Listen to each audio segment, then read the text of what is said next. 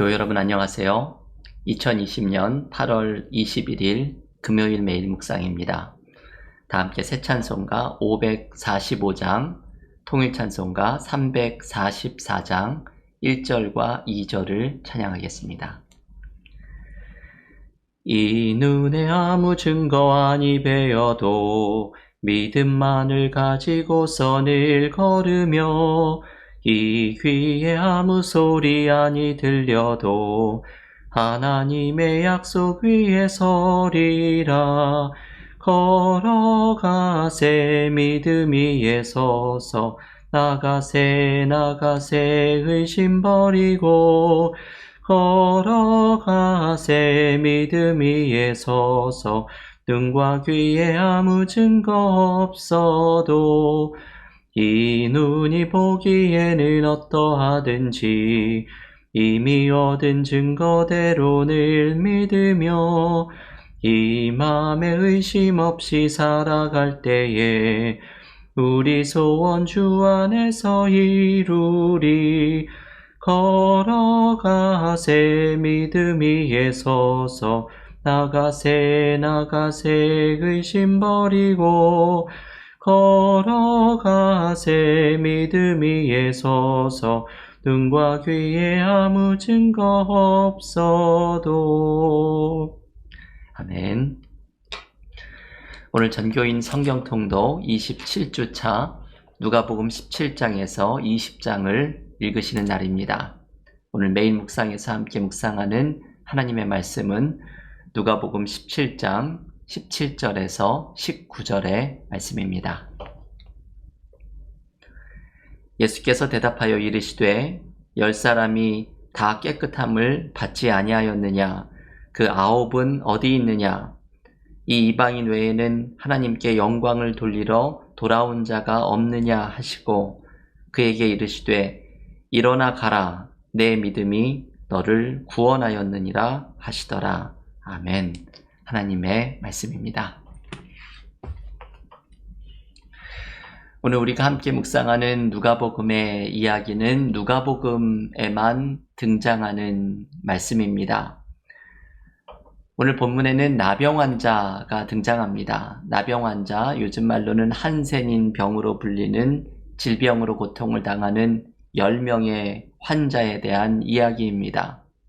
예수께서 그들을 치유하여 주시는데 이 10명 가운데 사마리아 사람인 한 명만 주님께 돌아와서 감사하는 이야기가 소개되고 있습니다. 오늘의 본문은 마지막에 믿음에 대한 언급이 등장을 하면서 오늘 본문을 통해 믿음이란 무엇인지를 생각해 보게 하는 말씀입니다.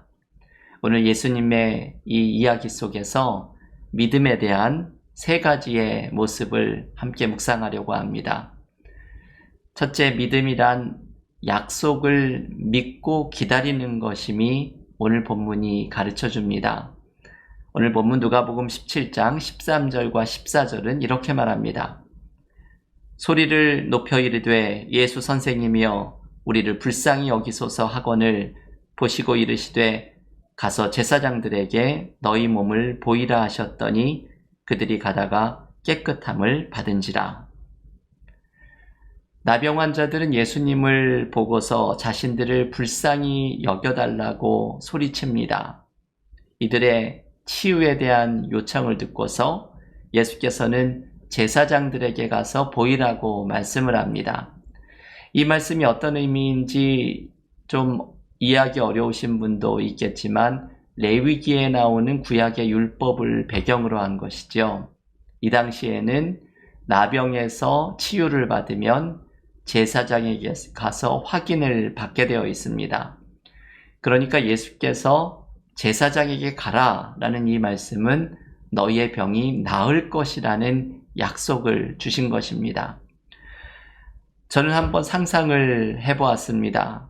내가 만약 이 나병 환자라면 주님이 제사장에게 가라는 말씀을 들었을 때 어떤 생각이 들었을까 상상해 보았습니다. 지금 병이 나은 것이 아니지요. 그렇지만 제사장에게 가서 확인을 받는 순종을 하라는 것은 사실은 쉬운 일이 아닙니다. 이것은 믿음의 행위입니다. 약속을 받고 순종하며 그 길을 걸어가는 것은 주님의 약속에 대한 믿음, 신뢰 때문에 가능한 일입니다. 오늘의 본문이 알려주는 믿음의 모습은 바로 약속을 믿고 순종하는 것입니다. 주님의 약속을 믿고 기다리는 것입니다. 주님의 약속을 붙들고 그 길을 걸어가는 것입니다. 그때 주님의 약속이 이루어지는 것을 경험합니다. 이번 수요 찬양 예배에서도 같은 메시지를 전하였습니다. 성막과 함께 광야의 길을 찾아 나서는 이스라엘 백성들의 모습에서 성막이라는 하나님의 약속을 붙들고 길을 찾아가는 말씀을 함께 나누었습니다. 여러분, 우리에게는 저마다 주님이 주신 약속이 있습니다. 우리의 가정에 주신 약속이 있고 우리 교회에 주신 약속이 있습니다. 그 약속은 지금 이루어지지 않았지만 주님은 그 길을 걸어가라고 말씀하십니다. 약속을 붙잡고 순종하며 걸어가는 길 위에서 우리는 나병 환자들이 경험한 것처럼 주님의 약속이 이루어지는 것을 경험하게 될 것입니다. 지금은 비록 눈에 보이지 않아도 주님이 믿고 걸어가라고 말씀하셨으니 주님의 약속을 붙잡고 순종하며 걸어가기를 원합니다. 약속의 길 위에서 하나님께서 이루어 주시는 은혜를 경험하는 믿음의 교우들이 모두 되시기를 간절히 기원합니다. 두 번째, 오늘 본문이 알려주는 믿음은 감사라는 사실을 가르쳐 줍니다. 10명의 나병 환자가 길 위에서 병이 나았음을 깨달았을 때 그 중에 단 한 명만이 예수님께 돌아와 감사합니다. 주님께 돌아오지 않은 나머지 9명은 저마다의 이유가 있었을 것입니다. 어떤 사람은 주님이 제사장에게 가라고 하셨으니 제사장에게 달려가는 것이 순종하는 것이라고 생각했을지도 모릅니다. 어떤 나병 환자, 나음을 입은 환자 중에는 가족들과 떨어져서 너무 오래 지냈기 때문에 가족의 품으로 돌아가는 것이 최우선이라고 생각했을지도 모릅니다. 하지만 예수께서는 돌아온 사마리아인에게 나머지 9명의 행방을 물으십니다.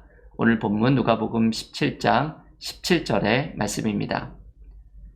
예수께서 대답하여 이르시되 10사람이 다 깨끗함을 받지 아니하였느냐? 그 9은 어디 있느냐? 주님은 감사하러 돌아오지 않은 9명을 찾으십니다. 그리고 여러분, 이 사람들의 모습이 바로 우리들의 모습입니다. 우리는 감사하지 않는 9명의 모습으로 살아갑니다. 가만히 돌아보면 우리의 삶에는 하나님이 주신 은혜에 감사할 것이 많이 있습니다.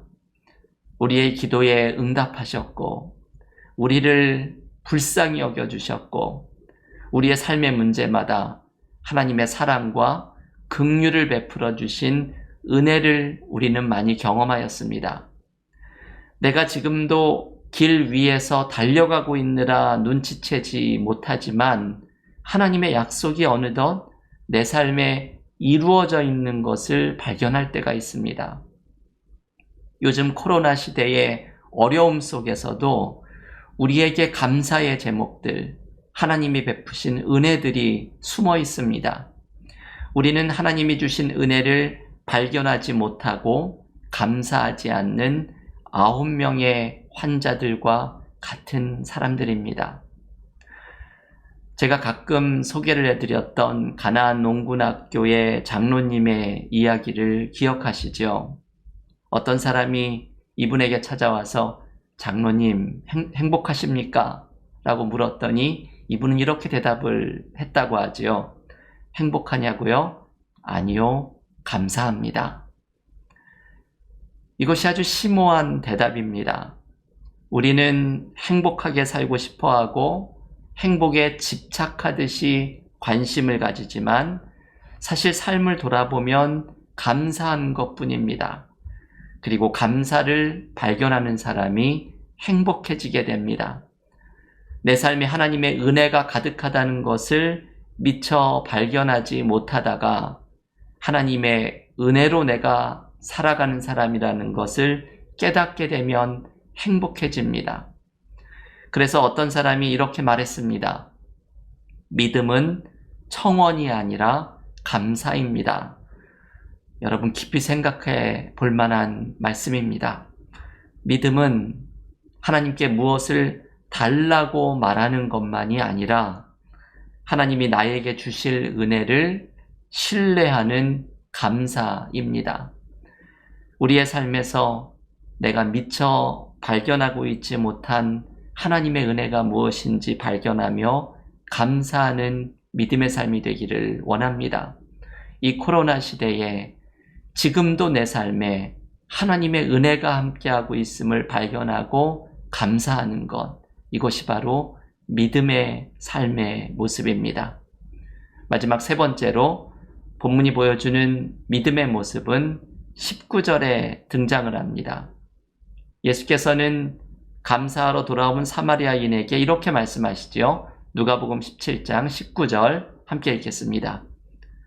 그에게 이르시되 일어나 가라, 내 믿음이 너를 구원하였느니라 하시니라. 아멘.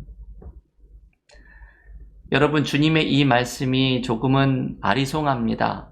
너의 믿음이 너를 구원하였느니라.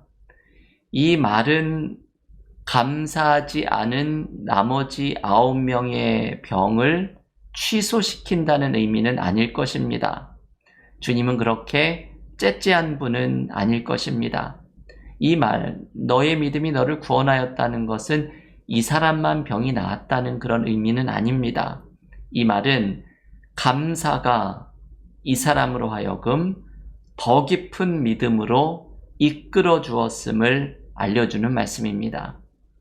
감사하러 돌아온 예수님은 다른 9명이 발견하지 못했던 예수님을 깊이 만나게 되었습니다.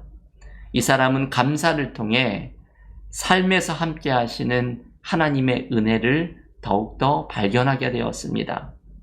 감사는 우리에게 믿음이 자라나게 하고 믿음이 더욱 깊어지게 만듭니다. 몇 년 전에 추수감사절을 준비하다가 제가 한 머그컵에 새겨진 문장을 하나 보게 되었습니다. 그 문구는 이런 문장이었습니다. 감사가 모든 것을 바꾼다. 이 말을 깊이 생각을 해보았습니다. 감사가 모든 것을 바꾼다. 이게 참 맞는 말씀이지요. 감사하는 사람은 내 삶에 숨어있는 하나님의 은혜를 발견하는 사람이고, 그래서 감사하는 사람은 지금 내 삶의 문제에 있어서도 하나님이 함께 하시는 것을 신뢰하게 되는 사람입니다. 그래서 감사하는 사람은 감사가 모든 것을 바꾸는 것을 경험합니다. 감사가 우리에게 믿음으로 하나님과 동행하는 삶을 살아가게 만들기 때문입니다. 감사로 이 믿음을 소유하게 된 사람에게 주님은 너의 믿음이 너를 구원하였느니라 말씀하십니다. 왜냐하면 이 사람은 이제 평생을 믿음으로 하나님과 걸어가게 될 것이기 때문입니다. 교우 여러분, 오늘 말씀을 붙들고 이제 기도로 나아가면서 믿음의 사람은 감사하는 사람이라는 오늘의 본문의 메시지를 기억하십시오. 내 삶에 역사하신 하나님의 은혜에 감사하고 내 삶에 앞으로도 함께 하실 하나님의 은혜를 신뢰하면서 나아가십시오. 감사로 우리의 믿음이 더욱더 견고해지는 은혜를 경험하는 믿음의 교우들이 모두 되시기를 간절히 기원합니다. 이제 함께 기도드린 후에 오늘 누가복음 통독과 개인 기도로 경건의 시간을 이어가시겠습니다. 기도하겠습니다. 하나님, 오늘 예수께서 고쳐주신 10명의 환자의 이야기를 묵상하였습니다. 한 명만 감사로 돌아왔던 오늘의 이야기처럼 우리도 우리의 삶에 하나님의 은혜를 베풀어 주신 것을 감사하지 않는 모습을 돌아보며 지금 이 코로나 시대의 어려움 속에서도 우리에게 베풀어 주시는 하나님의 은혜를 발견하고 감사하는 우리가 되게 하여 주시옵소서. 하나님의 약속을 붙들고 그 길을 걸어나갈 때에 하나님의 약속이 순종하는 길 위에 이루어지는 은혜를 경험하게 하시고 감사하는 자의 믿음이 더욱더 깊어질 것이라는 오늘의 말씀을 기억하면서 감사하는 삶 속에 하나님과 동행하는 깊은 믿음을 소유하는 사람으로 자라나는 복을 누리게 하여 주시옵소서. 예수님의 이름으로 기도하옵나이다. 아멘.